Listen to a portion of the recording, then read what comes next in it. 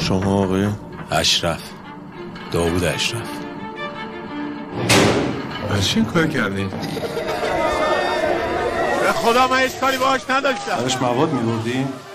بیا باهات حرف بزنم.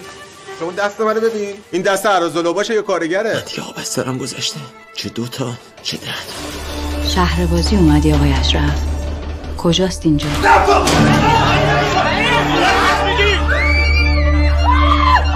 شغل دادجویی؟ بله.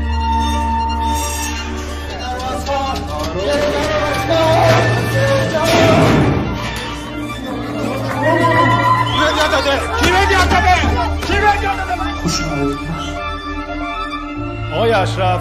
من چی گفتم روز اول بهت؟ داوود اشرف. اون لکه ها چی هم؟